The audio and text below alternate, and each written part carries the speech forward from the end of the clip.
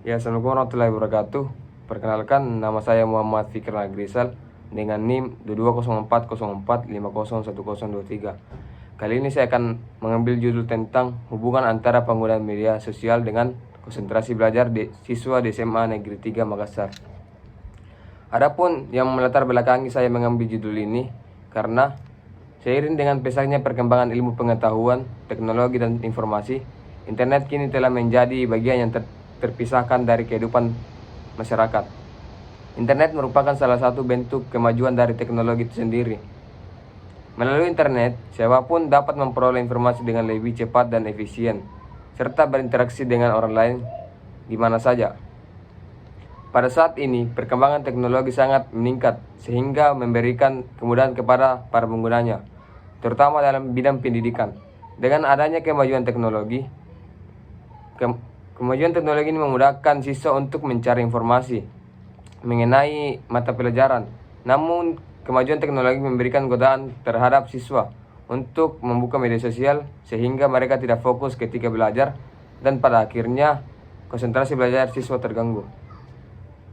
Perkembangan teknologi informasi yang semakin pesat telah membawa perubahan besar dalam kehidupan manusia, termasuk dalam dunia pendidikan. Salah satu wujud nyata dari kemajuan tersebut adalah adanya internet dan media sosial. Media sosial kini menjadi bagian tak terpisahkan dari kehidupan sehari-hari, terutama di kalangan remaja dan pelajar. Akses yang mudah, murah, dan cepat membuat siswa cenderung menghabiskan banyak waktu untuk berinteraksi di berbagai platform media sosial, seperti Instagram, WhatsApp, TikTok, dan lainnya. Di satu sisi juga, media sosial memiliki banyak manfaat yang besar, seperti mempermudah komunikasi, menyebarkan informasi, serta menunjang proses pembelajaran daring. Adapun rumusan masalah yang saya angkat di sini, yang pertama itu saya fokus pada bagaimana tingkat penggunaan media sosial pada siswa yang ada di SMA Negeri 3. Yang kedua itu ada bagaimana tingkat konsentrasi belajar siswa, dan yang terakhir itu apakah terdapat hubungan antara penggunaan media sosial dengan konsentrasi belajar siswa. Adapun tujuan dari penelitian saya ini yaitu untuk mengetahui bagaimana tingkat penggunaan media sosial pada siswa SMA Negeri 3 Makassar. Yang kedua itu untuk mengetahui bagaimana tingkat konsentrasi belajar pada siswa di SMA Negeri 3 Makassar. Dan yang terakhir yaitu untuk mengetahui apakah terdapat hubungan antara penggunaan media sosial dengan konsentrasi belajar siswa di SMA Negeri 3. Adapun manfaat dari penelitian ini yang berjudul hubungan antara penggunaan media sosial dengan konsentrasi belajar siswa memiliki beberapa manfaat baik dari segi teoritis maupun praktis. Secara teoritis, penelitian ini diharapkan dapat memperkaya wawasan dan pengetahuan dalam bidang bimbingan dan konseling, khususnya yang berkaitan dengan pengaruh perkembangan teknologi terhadap perilaku belajar siswa. Dengan semakin meluasnya penggunaan media sosial, maka hasil penelitian ini sangat menjadi acuan ilmiah dalam memahami bagaimana media sosial ini berinteraksi dengan aspek psikologis siswa, seperti konsentrasi belajar. Sementara dari sisi praktis, penelitian ini juga memberikan kontribusi yang bermanfaat bagi berbagai pihak yang terlibat dalam dunia pendidikan, baik bagi guru bimbingan konseling. Hasil dari penelitian ini dapat digunakan sebagai dasar dalam merancang program layanan yang membantu siswa untuk mengatur penggunaan media sosial dengan secara bijak dan baik. Ya, selanjutnya kita melangkah pada bab 2 yaitu tinjau pustaka, kerangka berpikir dan hipotesis. Yang pertama, tinjau pustaka yaitu bagaimana tingkat media sosial pada siswa. Media sosial berasal dari dua kata, media dan sosial, dengan pendanaan kata media yang berarti alat komunikasi, sedangkan kata sosial diartikan sebagai setiap tindakan yang dilakukan individu dapat memberikan kontribusi kepada masyarakat. Seperti yang dikutip dari Tiras Tuti 2017 mengungkapkan bahwa sebagian besar di media sosial dapat membuat orang-orang untuk saling berbagi informasi dan berkomunikasi, mengenal dan berhubungan dengan orang lain berdasarkan ketertarikan yang sama. Tingkat penggunaan media sosial pada siswa dapat diukur melalui beberapa aspek, di antaranya frekuensi akses, durasi penggunaan, interaksi dan tujuan penggunaan. Berdasarkan indikator tersebut, siswa dapat digolongkan dalam kategori penggunaan rendah, sedang, atau tinggi. Misalnya, siswa yang menggunakan media sosial lebih dari 3 jam sehari dan mengaksesnya lebih dari 5 kali dapat dikategorikan memiliki tingkat penggunaan yang tinggi. Menurut penelitian yang dilakukan oleh Asmuni 2020, sebanyak 73% siswa SMA di Indonesia mengakses media sosial setiap hari dengan rata-rata durasi 3-5 jam per hari, terutama di waktu malam setelah kegiatan belajar. Penelitian tersebut juga menunjukkan bahwa sebagian besar siswa lebih sering menggunakan media sosial untuk hiburan dan bersosialisasi dibandingkan untuk kepentingan belajar. Tingkat penggunaan media sosial ini seringkali berkorelasi dengan penurunan fokus dalam kegiatan belajar. Hal ini diperkuat oleh pernyataan dari Kurniawan 2021 bahwa penggunaan media sosial yang tidak terkendali dapat mengalihkan perhatian siswa dari kewajiban akademik dan menyebabkan munculnya kebiasaan multitasking yang menurunkan kualitas konsentrasi. Ya, selanjutnya itu bagaimana tingkat konsentrasi belajar pada siswa. Konsentrasi belajar adalah kemampuan individu untuk memfokuskan perhatian secara penuh terhadap materi atau kegiatan biasa dalam jangka waktu tertentu tanpa terganggu oleh hal-hal yang di sekitarnya. Konsentrasi menjadi salah satu komponen penting dalam proses belajar karena mempengaruhi kemampuan siswa dalam menerima, mengolah dan mengingat informasi yang dipelajari. Menurut Slamento 2010, konsentrasi belajar dipengaruhi oleh berbagai faktor seperti lingkungan belajar, kondisi fisik dan psikis siswa. Salah satu kebiasaan yang saat ini paling banyak mempengaruhi konsentrasi belajar siswa adalah penggunaan teknologi, terutama media sosial. Siswa yang sering melakukan multitasking, misalnya membuka media sosial saat belajar, cenderung mengalami penurunan dalam tingkat fokus dan retensi informasi. Adapun penelitian dari Lestari dan Fitria 2020 menunjukkan bahwa sekitar 60% siswa SMA mengalami kesulitan konsentrasi saat belajar, terutama ketika mereka belajar di rumah atau dalam kondisi yang tidak kondusif. Beberapa siswa bahkan menyatakan bahwa mereka terganggu oleh notifikasi media sosial atau keinginan untuk membuka aplikasi hiburan saat belajar. Menurut Mesawari 2019, konsentrasi adalah bagian dari perhatian yang diarahkan secara sengaja pada suatu objek atau tugas dalam waktu tertentu.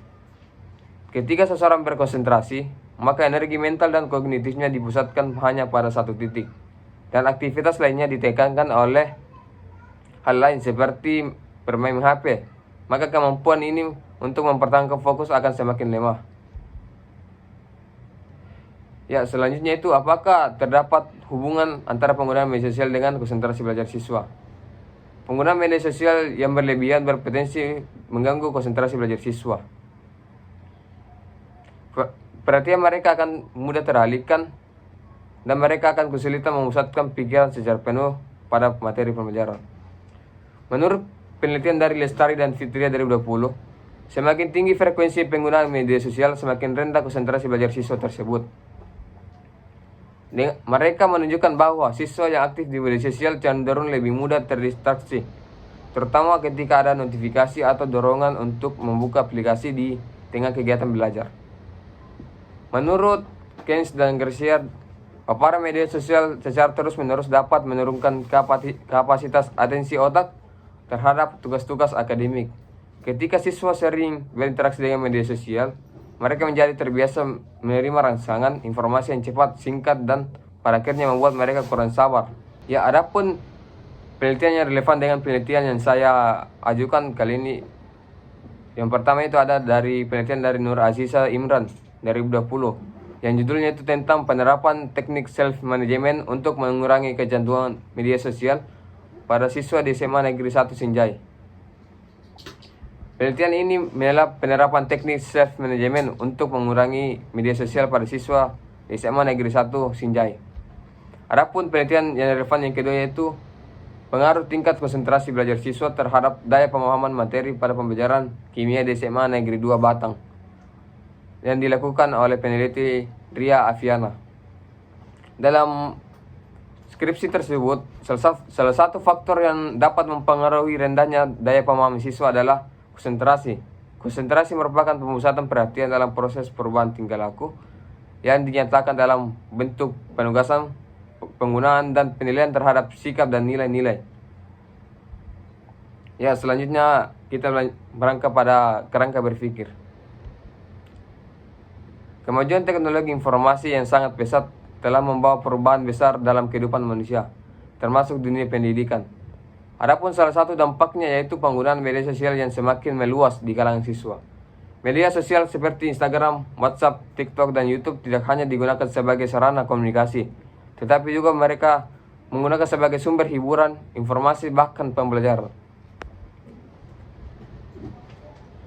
Berdasarkan uraian di atas, saya mengajukan asumsi bahwa terdapat hubungan antara penggunaan media sosial dengan konsentrasi belajar siswa.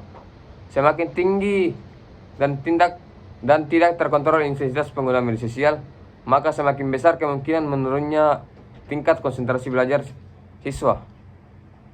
Adapun hipotesis penelitian merupakan jawaban sementara atau teoritis terhadap perumusan masalah penelitian. Adapun hipotesis dalam penelitian ini adalah HO. Tidak terdapat hubungan yang signifikan antara penggunaan media sosial dengan konsentrasi belajar siswa di SMA Negeri 3 Makassar. Dan H1-nya itu terdapat hubungan yang signifikan antara penggunaan media sosial dengan konsentrasi belajar siswa di SMA Negeri 3 Makassar. Ya, selanjutnya kita berangkat pada bab 3 yaitu metodologi penelitian. Adapun yang pertama itu pendekatan dan jenis penelitian. Adapun pendekatan yang digunakan dalam penelitian ini adalah pendekatan kuantitatif. Pendekatan ini digunakan karena tujuan penelitian adalah untuk mengukur hubungan antara dua variabel, yaitu penggunaan media sosial dan konsentrasi belajar siswa.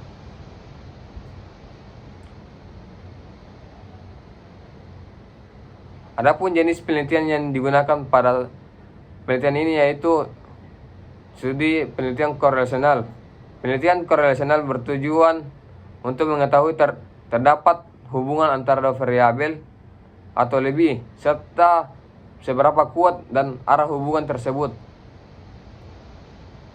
Penelitian korelasional juga banyak digunakan dalam studi pendidikan untuk melihat pengaruh faktor eksternal seperti penggunaan teknologi terhadap perilaku belajar. Contohnya dalam penelitian oleh Najamuddin 2019 yang menyatakan jenis penelitian korelasional digunakan untuk menilai hubungan antara penggunaan media sosial Facebook dan prestasi belajar siswa, meskipun hasilnya ini tidak menunjukkan hubungan yang signifikan. Selanjutnya itu variabel dan desain penelitian. Variabel adalah segala sesuatu yang menjadi objek pengamatan dalam suatu penelitian dan memiliki nilai yang dapat diubah-ubah.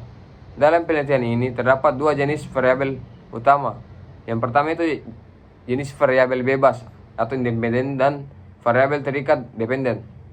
Adapun variabel bebas di sini yaitu penggunaan media sosial dan variabel terikatnya yaitu konsentrasi belajar. Selanjutnya kita berlangsung pada definisi operasional variabel. Dalam penelitian ini terdapat dua variabel utama yang masing-masing akan dijelaskan secara rinci, baik secara konsep, dimensi, dan hingga indikator pengukuran. Ya, selanjutnya yaitu populasi dan sampel. Dalam penelitian kualitatif, populasi merupakan keseluruhan subjek penelitian yang memiliki karakteristik tertentu dan relevan dengan teliti populasi yang menjadi dasar acuan penelitian. Adapun populasi yang saya gunakan di sini yaitu seluruh peserta didik yang ada di kelas 11 di SMA Negeri 3 Makassar pada tahun ajaran 2024-2025 yang berjumlah sekitar 320 siswa. Kelas 11 dipilih secara khusus karena secara psikososial siswa pada jenjang ini berada dalam fase perkembangan yang kognitif yang aktif dan relatif lebih stabil dalam adaptif akademik dibandingkan kelas 10 yang masih dalam proses penyelesaian maupun yang kelas 12 yang fokus pada persiapan akhir ujian kelulusan. Penelitian ini, teknik sampling yang digunakan adalah proportional random sampling, yaitu teknik pengambilan sampel secara acak namun mempertimbangkan proporsi jumlah siswa pada setiap kelas. Teknik ini dipilih karena memberikan kesempatan yang sama bagi setiap anggota populasi untuk terpilih sebagai responden. Selanjutnya itu teknik dan prosedur pengumpulan data. Adapun teknik pengumpulan data di sini, yaitu penggunaan kuesioner dipilih karena memiliki sejumlah keunggulan, antara lain efisiensi dan dalam menjaring data dari populasi yang besar, kemudahan dalam penyebaran, serta keseragaman item pertanyaan yang untuk meningkatkan reliabilitas pengukuran. Adapun prosedur pengumpulan data yang saya lakukan di Sekolah SMA Negeri 3 yang pertama, yaitu saya mengurus perizinan penelitian. Di sini saya dahulu menyusun surat permohonan izin kepada penelitian yang diajukan kepada kepala sekolah yang ada di SMA Negeri 3 Makassar melalui Dinas Pendidikan. Setelah memperoleh persetujuan, di sini saya mengatur jadwal pengambilan data dengan pihak sekolah, khususnya dengan guru wali kelas dan guru bimbingan konseling yang ada di SMA Negeri 3. Yang kedua itu saya melakukan sosialisasi kepada responden. Sebelum pengisian kuesioner dimulai, saya memberikan penjelasan secara lisan maupun tertulis kepada seluruh responden mengenai latar belakang penelitian, tujuan, manfaat, serta hak dan kewajiban partisipan.